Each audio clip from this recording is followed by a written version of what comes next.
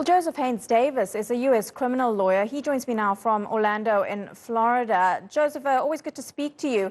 I just want to go through those charges that Derek Chauvin is facing. In the U.S., the justice system, it talks about third-degree murder. What does that actually mean?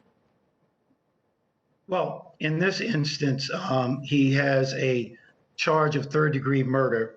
It's Minnesota statute 609.195.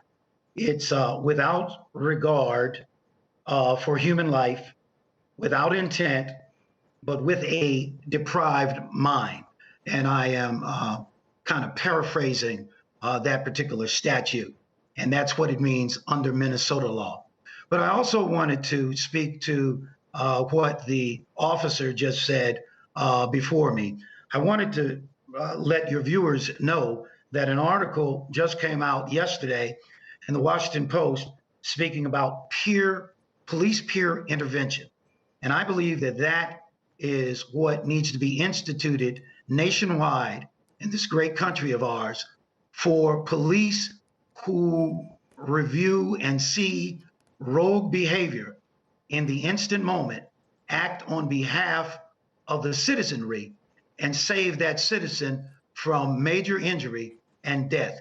Again, it's called Police Peer Intervention, and the article is written by Professor Christy Lopez from Georgetown Law School. Okay, so you're talking about breaking that blue wall of silence that our previous guest had spoken about. And speaking about the other police officers involved, do you think there is a strong likelihood that those three men will be arrested?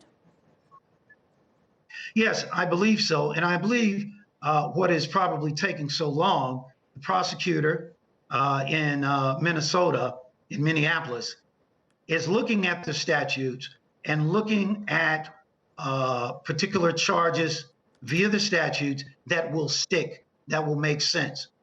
Everybody wants action happening quickly. And they are, as the citizenry of that nation, the citizenry of the nation and the citizenry of that area would want swift action. But sometimes in order for those charges to stick, it takes time for the prosecutor to go through the process of reviewing the state statutes on criminal behavior to find something that is going to be successfully prosecuted. Now, Joseph, in your Twitter bio, you say you're a lover of the U.S. Constitution. One of the main tenets of that Constitution is the right to a fair trial. Do you think the men who are being accused of being responsible for Floyd's death will be judged fairly in the eyes of their peers, considering there have been so few convictions for the killing of unarmed black men in America?